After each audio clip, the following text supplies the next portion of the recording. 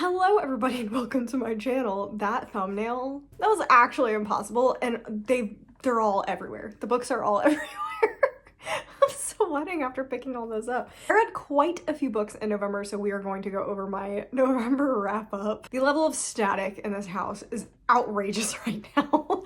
Like, my hair just wants to like fly around, so I'm sorry if you're triggered by how much I play with my hair. It will always be forever a thing in these videos because my hair drives me nuts. Okay, let's just get right into the wrap up. Where is my little booklet thing? Okay, so we have what looks like 15 books. I read 15 books and had 1, 2, 3, 4, 5.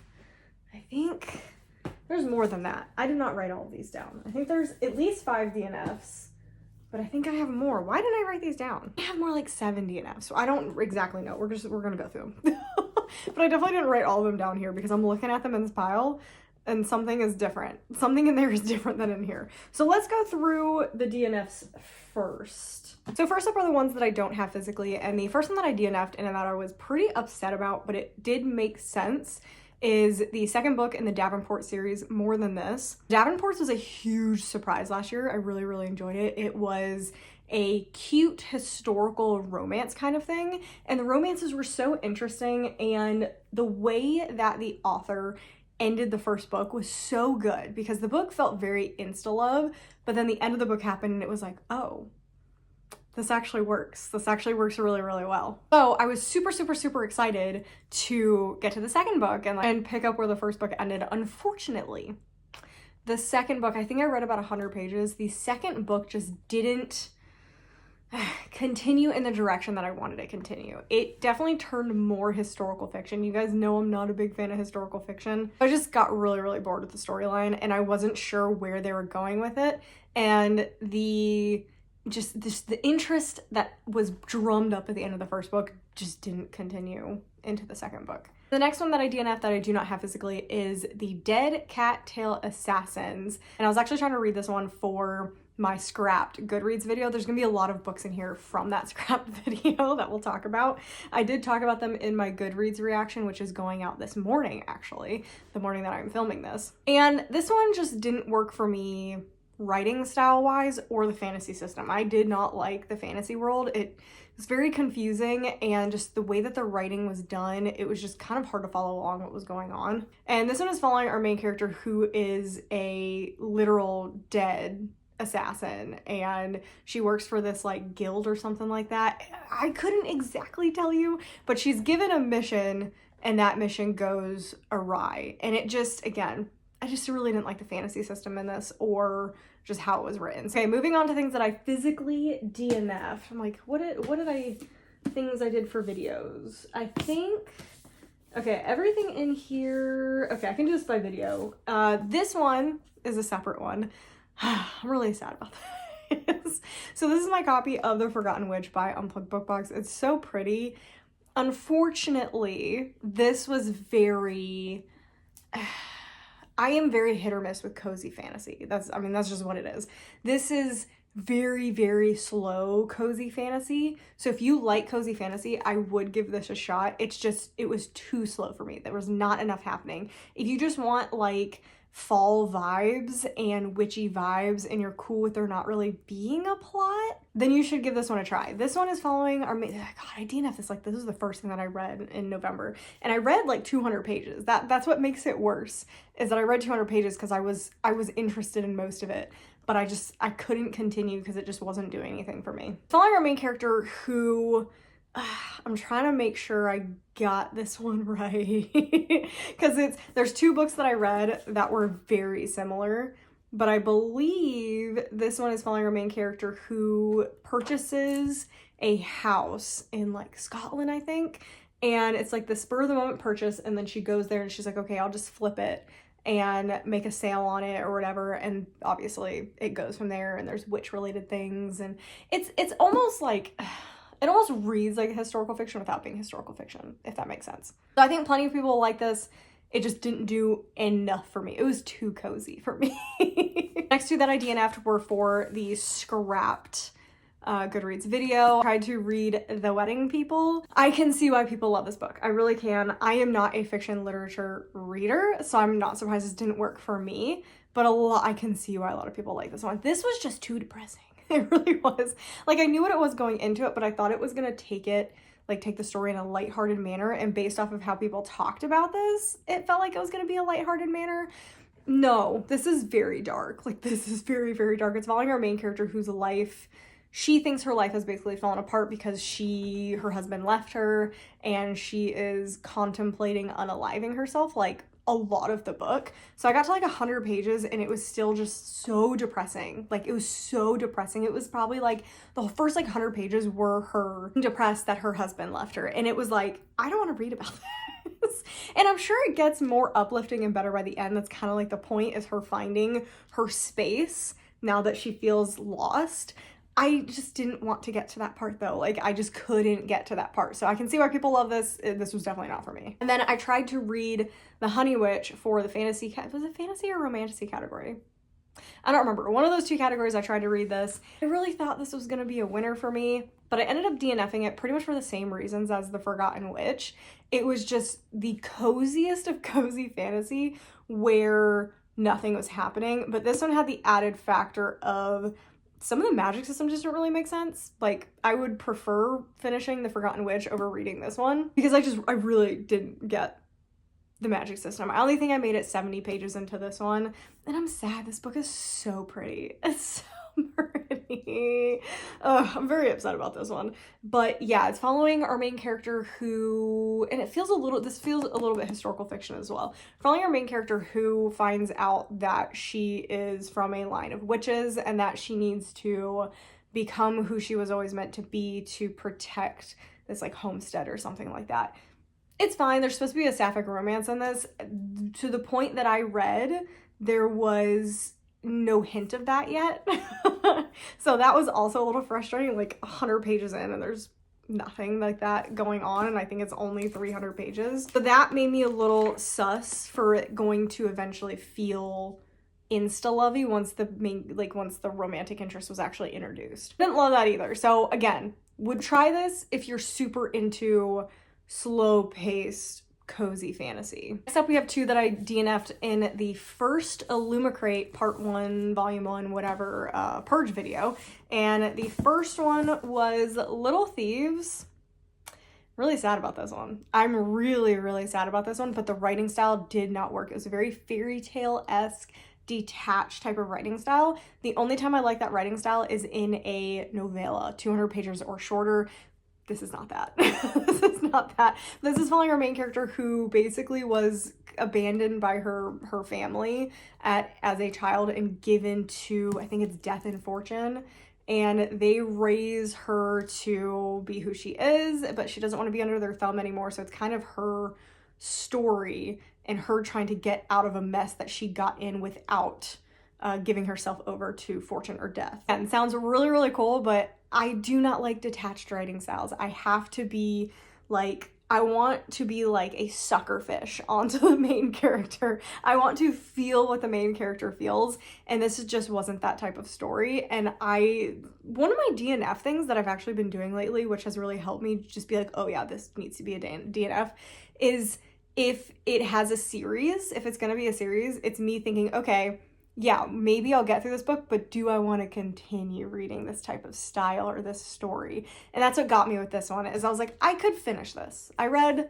80 or 90 pages of this one. I was like, I could finish this, but there's a second one, and there's like a spin-off now thing kind of happening. And I was like, yeah, I don't want to continue this series. So that's why I ended up DNFing this one. Same thing for Song of Silver Flame Like Night. I always get this title wrong. If I'm remembering this correctly, this is following two different main characters. One of them is, oh gosh, what is it? She's searching for like remnants of a past that she's trying to remember, and there's the overarching evils, like they've been colonized and she's trying to break out from that. And the other main character is someone who is actively like fighting against the colonizers, and he's trying to find people relating to like these magicians. See, can't tell you, can't exactly tell you what happened in this, but this had a really good first chapter, and then we got the most info dumpy of info dumpiness ever in this book, and I just lost all interest. I really hated the magic system in this too. If fantasy, I gotta like the magic system too. I gotta like the characters, I gotta feel connected to the characters, and I have to like the magic system, and it has to make sense. And in this one, the magic system was just so bizarre that I just didn't like it. I can see people liking this one if they enjoy the magic system, but it just felt arbitrary, and like the rules didn't exist. Like, I like a set of rules. Okay, I think that is everything from the DNF category, and we're moving on to books that I actually read. We're gonna go from lowest to highest. That's just like how I like doing it. I feel like that's just easier, just in case you guys want to skip to the happy stuff that I liked, and it's easy to keep track if you don't want to like listen to the whole video. So starting off with, I don't think I have any 1 stars, but I did have a 1.5. I did have a 1.5. I wanted to DNF it, and I didn't DNF it, and I ended up with a 1.5 star. This will be on my least favorite list of the year because I just don't have that many. Because I DNF'd so much stuff this year, I just don't have that many books this year that were atrocious because I DNF'd them. This was one that I wanted to DNF in 100 pages, and I said, no, let me actually finish this. I feel like this could be good. I think I hated this. I think I actually hated this. I think it gets a 1.5. I don't remember why I gave it a 1.5 and not a 1. I don't remember a lot that happened in this book either. Like, this again was one that was like wiped from my memory because I did not like it. And there was nothing even remotely special about this book. I did like, one of my subscribers liked this, and they pointed out very helpfully that apparently this was supposed to be a duology. And reading this book, that makes 1000% sense. Like, the ending was so crammed together that it feels like 2 books wrapped into one. It doesn't feel paced well. None of this book felt paced well. Oh, the characters. It's okay. I remember this now. So we have our main character, Violet. I love how I have to look at it. That's how you know, like, your brain did not want to comprehend a book. We have our main character, Violet, who is working for the crown. Like, she sees prophecies and stuff like that and can predict stuff.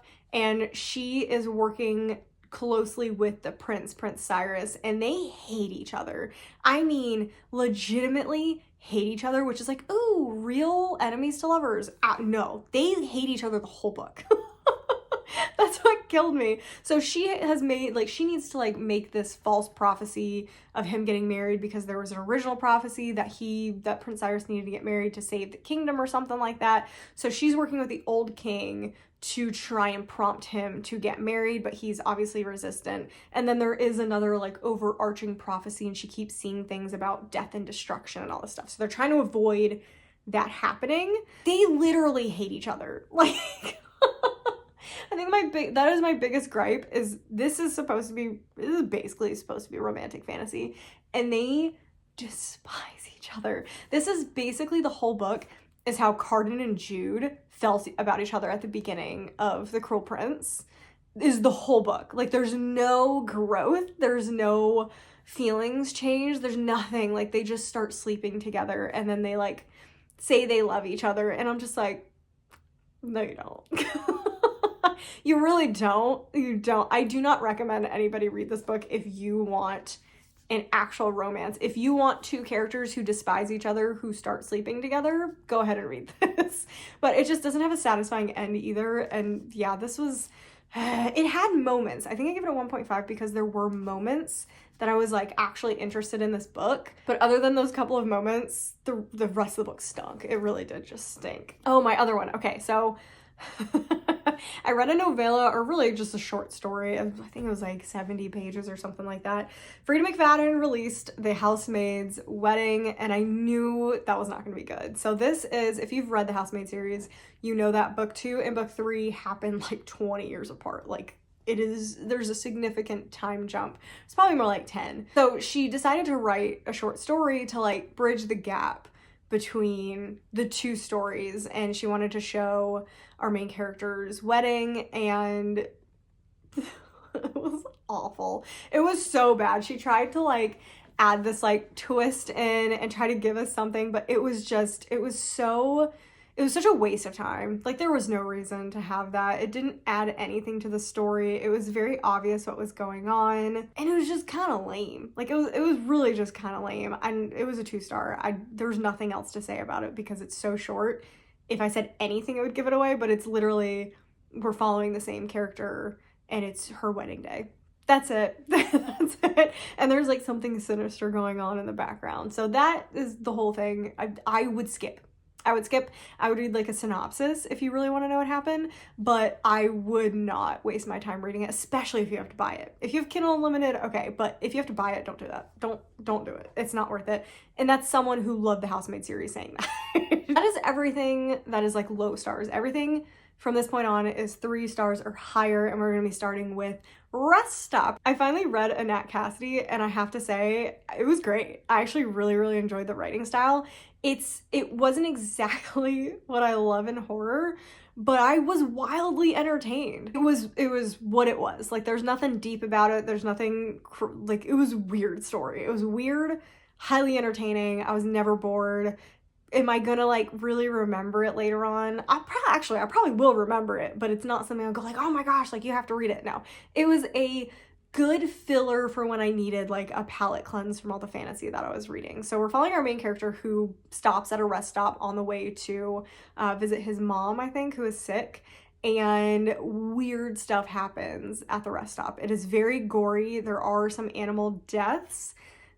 They were fine though. Like, I really didn't even have a problem with them, and I have a problem with most animal deaths, but it was just weird. It was weird and highly entertaining. So if you want to try it out, if you just want to read a quick novella, it's a very quick novella, I would definitely check out Rest Stop. Next up, we have A Dark and Secret Magic. This was, oh god, this is like the prettiest book that I owned.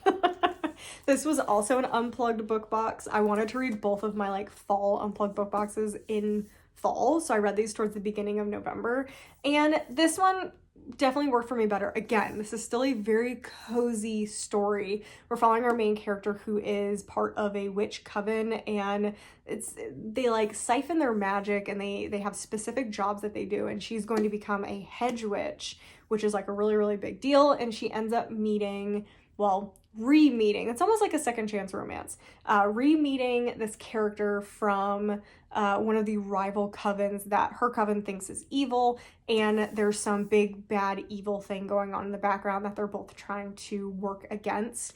It's cute.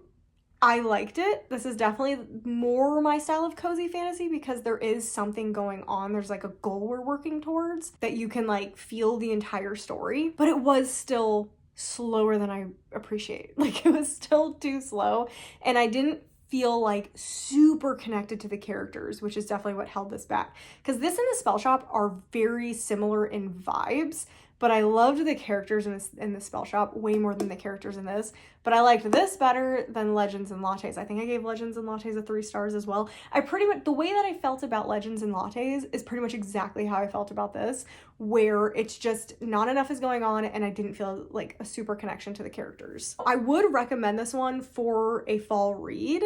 I just, again, just expect more of like a cozy, chill time than something that is going to be more fast-paced and action-packed. Although the ending, I feel like, was pretty action-packed. Next up is Among the Beasts and Briars. This was for the Owl Crate vlog, and this was fine. This has been one that was on my bookshelf for so long, and I kept putting it off because for some reason, I heard that there was like an animal death in this that was really traumatic, but there wasn't. Like, there wasn't. Like, if you're holding off reading this because you thought that, I don't know why, like, where I heard that, but that was not the case. And now I'm kind of mad because I would have read it earlier and it wouldn't have been on my TBR for so long. But I did give this a solid 3 star. Did I originally give it a 3.5? I don't know. But this is definitely a 3 star. This is a very generic fantasy story. It also has something that I don't love in it, which is traveling. Like, you're traveling through the woods most of the story, which is not my favorite thing. I just find that very boring. But I did like the characters. I liked the general backstory, and I liked, like, when they were actually doing things in places. I thought was really good. So we're following our main character, who is a friend to the princess of the kingdom, and this kingdom is dealing with this magical forest that kind of has like its own sentience, and it's kind of evil-ish. And so this kingdom has been keeping the forest at bay, but something happens, and the forest kind of takes over things, and our main character with her animal companions have to go figure out how to save the kingdom and the princess and everybody else. And it's cute. It is very, very cute. If you have this, I would go ahead and try it. I would not go out of your way to go get this though. Again, it's a very basic fantasy storyline. So if you want something basic and chill, again, this is another one that has great fall vibes. Another solid 3-star is Beneath the Sugar Sky. This was, I'm debating. These were very close. These were very, very close. I think I'm going to remember this one long-term more just because I liked it in context with the rest of the series. I do not like the fat phobia in this one. So this is the third, I guess it's not supposed to be fat phobia, but it comes off as fat phobia because it's mentioned too many times. Like Sean and Maguire, sometimes authors go too far in one direction trying to make something acceptable and you accept it and it comes off as bad. And that happens a lot with like overweight characters because that becomes the focus because you're like, you should like this character even though they're overweight, and it's like, you don't need to bring it up 1,000 times because now it feels like you're almost making fun of it and pointing it out as her only personality or trait at all, because that's like literally what I remember about this character, and that's it, is that she is a bigger girl. So this is the third in the series, and this is one of the characters that had something happen to them in the first book. This is her book, but it kind of isn't because it's more about a bunch of the characters from the first and just the first one from the first book come together and some new characters, and they travel through some of the like doorways and stuff to figure out this mystery. And I really liked the end result of this one. I also loved seeing the different worlds in this one. This was a lot different than the first two. Again, I don't like how that character was written. It really rubbed me the wrong way how awful that character was written. And I have heard this is like the worst one out of all of them. So giving it still a 3-star, that's pretty good. But man, this would be a rewrite. Like I would be like, Sean McGuire, rewrite this, please. Because everything else so far you've done has been really, really good. And that one character is just such a bizarre way to write that one character. We have a ton of 4s coming up, like a ton of 4s. So I would say the lowest 4-star, I'm trying to decide. I would say the lowest 4-star is Never Lie by Frida McFadden. It is like a 3.75 more like. So it is the first Frida McFadden outside of the Housemaid series that I've really enjoyed. It got me. It like totally got me. My friend Marissa texted me and she was like, I'm reading this one and I feel like I know what's going on, but I want to talk about it with someone. And I was like, okay. So I put it on audiobook and it was super short. I finished it in an afternoon of doing like laundry and dishes and stuff. And it got me. Like I told her my whole theory and I was completely wrong. And it's rare for me to get every single thing completely wrong. Like I didn't get even a little bit right. So this is following our main character who, well, again, it's a Frida McFadden. It's a dual point of view. So in one point of view, it is in the past with a therapist who does have some interesting ways of doing things. And she is going about her business and you're learning about a story through her point of view. And then you are following our main character who is moving into this house, or she's not moving in. She's meeting her husband. Her husband and her are meeting at this house to see if they want to buy it, and it's a house that they both really, really like, and some weird things are going on in the house because there's a storm and they're stuck there overnight. Just very strange things are happening. So you have that, and it's really good. It's really good. I would recommend this one just because I think this can fool even seasoned thriller readers. I don't think it's anything like amazing, but it got me. Any book that gets me definitely gets higher than a 3-star just because unexpected. I love unexpected thrillers. This one was actually really, really good. Next up, I read Guild. This is a surprise 4-star because I actually tried to read this many years ago and I did not like it. I really, really did not like this book a couple years ago. But now that I'm more into romantasy and that side of fantasy, my friend Marissa, she decides what I read a lot, okay? We went to the bookstore together. This was part of my birthday haul. We went to the bookstore together and she's like, you have to get it. You have to get it. So I bought this and then she, for my birthday, bought me the second book. So I am currently reading the second book and I just like this. This is following our main character. Oren, is that what her name is? I cannot remember her name. So this is following our main character who is like, she is literally gold plated. She's called the gold. This is like the gold plated series, gold plated prisoner series.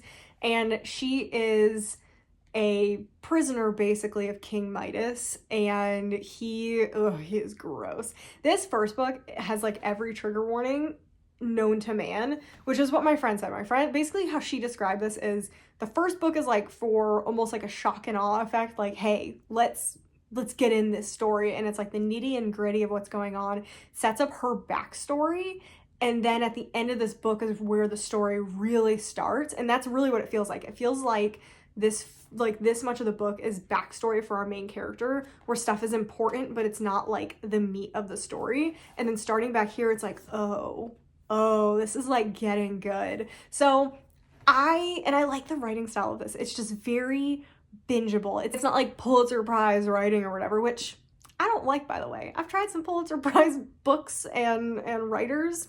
I don't know. I don't like them. So this is just so bingeable if you want something very easy to read, but definitely check the trigger warnings, please. Do not come back and say, why'd you tell me to read this? Check the trigger warnings. Every single one of them is in this. Okay, every single one. So, but I enjoyed it and I give it a 4-star. Next up, we have The Darkness Within Us. This was part of my scrapped Goodreads video. This was in the young adult category, I think. This is the second book in the Shadows Between Us series. This is following the sister of the main character from Shadows Between Us. And I like this. I gave this a solid 4-star. I think the problem with this is the sister, so the main character in this, is significantly more annoying than the character from book 1. Because book 1 I gave a 5-star. I loved it. I thought it was so much fun. Problem with this is I did not love the main character. I eventually really liked her and I liked what she was doing, but there was like moments that I just wanted to just like shake her and be like, stop it. You're making everything worse. You're making so many things so much worse.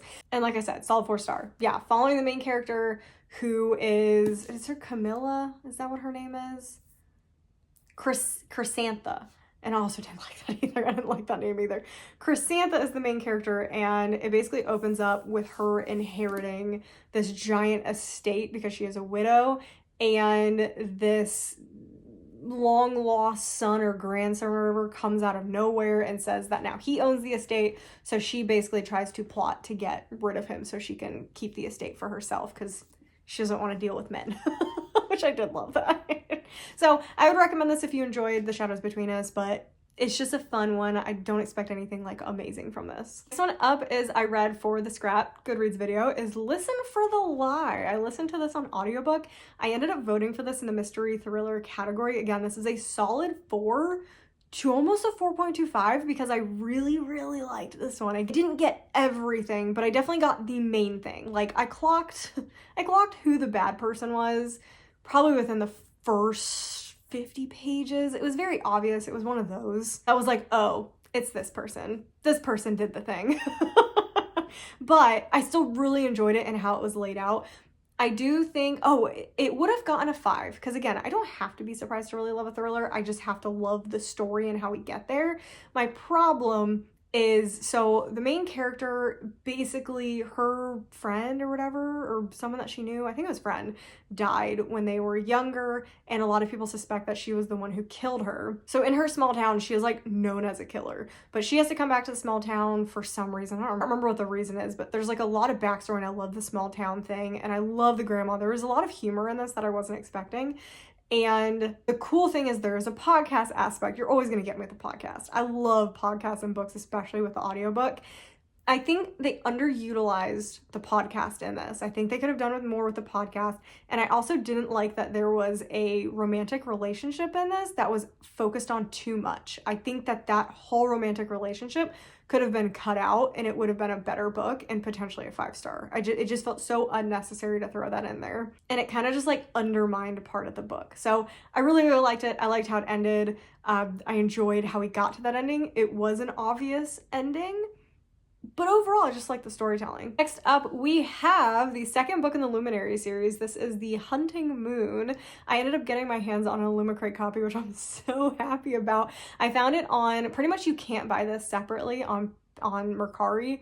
You have to buy it with the first one, which I already have, and it's like $75 to $90 to more, and I was like, I'm not paying that much. I'm not paying that much, but I really want a copy because they have exclusive illustrations in here and like there's a bonus chapter. So I really wanted it. So I found someone selling them and I messaged them and I was like, hey, do you mind splitting these? Like, it's totally fine if you don't, because sometimes because the first one's not selling for anything. So basically you're just trying to get rid of both of them. And she was like, oh yeah, fine. But is it in your personal collection or are you going to resell it? And I'm like, this is for personal collection. I only sell stuff I don't like. And she was like, oh yeah, that's fine. And she was like, $25. And I was like, you, ma'am, are an angel. You are an angel. I was freaking out because I'm going to have to pay a lot to get the third one because it just came out and it's through Illumicrate. God, Illumicrate shipping is insane. It's so insane. And that third one, anyone who buys it is going to sell it for the same thing as people are selling this one for. So I'm going to have to buy that one. So if I saved money on this one, which I was so grateful for. This is, again, a solid 4-star. This definitely felt like a second book. It felt like a second book. I do think that this trilogy could have been a duology. Like, there was no need to have 3 300-page books. Like, it could have been 2 400-page books, and I think it would have worked better because the pacing in this one was incredibly slow. We rehashed so much stuff from the first book that we just did not need to do, and I like where it's going. I like that the story's going. I still give it a 4-star. I still really enjoyed this, but again, it did rehash a lot of stuff. I am happy to report, though, if you liked this, but the clicking teeth thing was driving you crazy, it's still in here, but it's significantly less. Talk about the clicking teeth thing when I talk about the first book. But anyway, yes, 4 stars. I really enjoyed this. This is turning out to be like an amazing series, and the third book is going to be in the Lazy Book Club finish series video for December. So I will be reading the third book in that video. No spoilers, obviously. I can't tell you anything that happens in this. This is the second book in the Luminary series, which we will be talking about in a little bit, so you'll kind of get an idea of what this is. Next up was a huge surprise. This is A Lesson in Vengeance. This is everything I want from Dark Academia. I'm obsessed with this. I'm obsessed with the end. This book reminds me so much of kind of what the relationship in Bloom was. That'll give you kind of a hint of what this is. This is oh man, what is the best way to describe this? This is a sapphic story, but it's not a romance.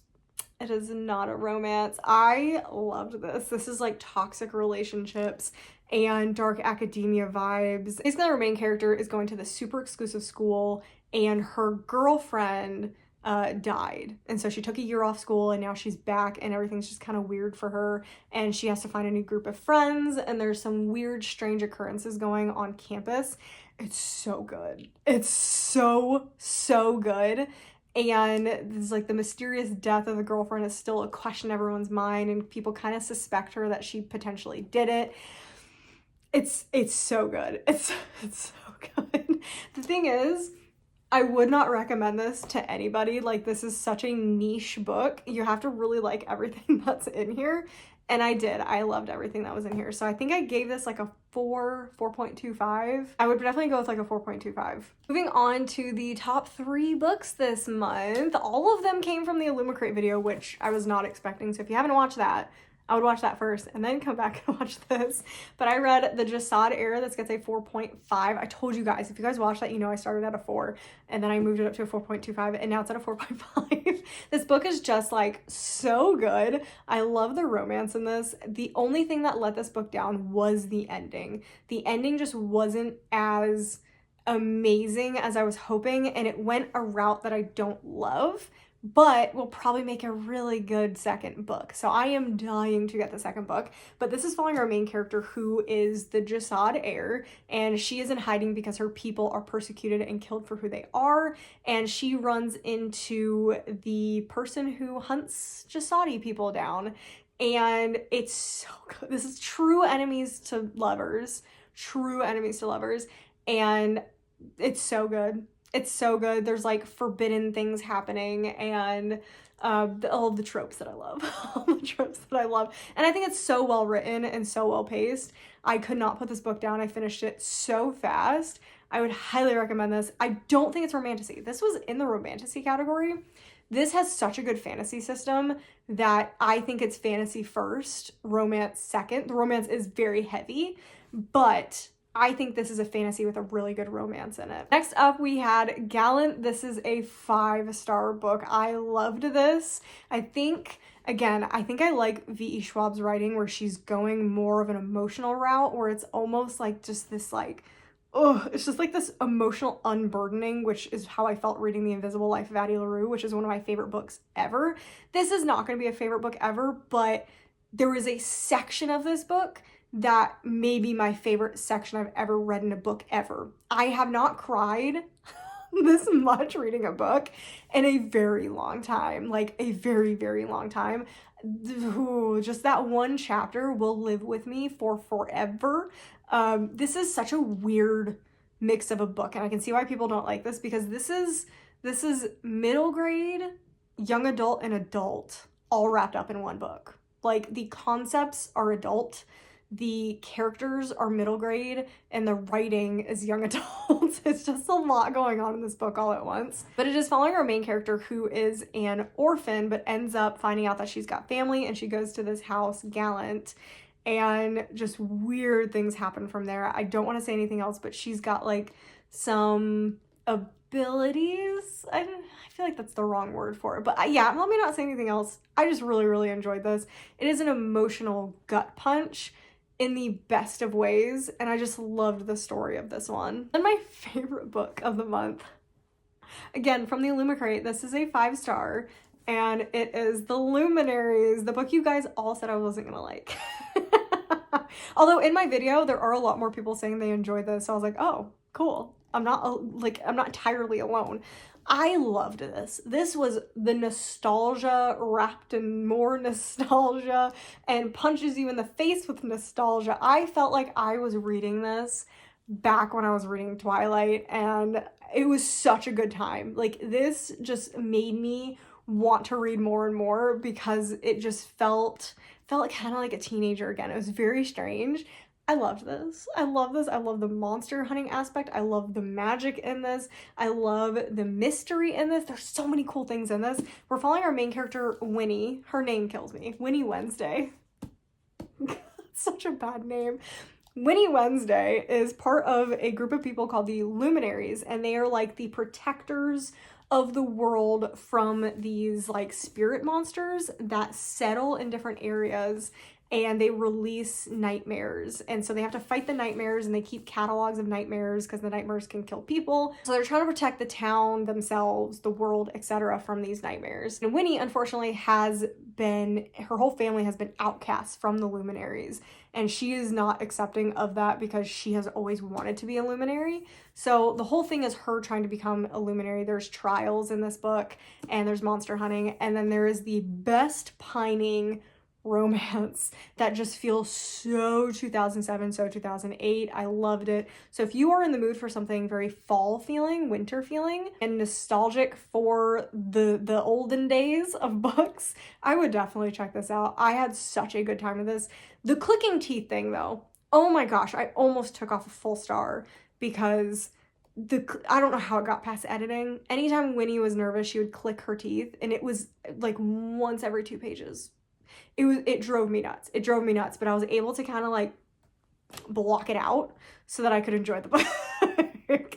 Because, oh my gosh, that was so annoying. That was like a comment I kept getting, and I was like, I know it's really bad. So she definitely toned it down in The Hunting Moon, but still in there. It's still in there. So if you really hated the clicking teeth, do not read the second book. And I'm assuming it's probably in the third book too. I think I've already read it a couple times in the third book. That was everything that I read this month. I feel like I had such a good reading month. It was such a weird assortment of things. I had such a fun time, and I found some new favorites. I don't think any of these in here will be forever favorites. Potentially the Jasad Heir. The Jasad Heir could become a 5-star if book 2 lives up to how good book 1 was. If it kind of fixes some of the stuff at the end of Jasad Heir, that could become a favorite duology ever. But I don't think Gallant or the Luminaries series are going to be like my favorites. There's not much from this year that is really going to make all-time favorites. But I did have a great time. I had a great time with this. I had a great time with Gallant. So I'm fine with that. So anyway, I hope you guys enjoyed it. Definitely let me know down below the books that you guys read, what you liked, what you didn't like, what you're hoping to get to in December, what you thought about these books, if you have any recommendations based off what I liked and didn't like. And yeah, make sure to subscribe to the video if you enjoyed it. I have lots of content coming out in December and early January. So yeah, that is everything I have for you today. So make sure you like the video if you enjoyed it, and I will see you guys in the next video.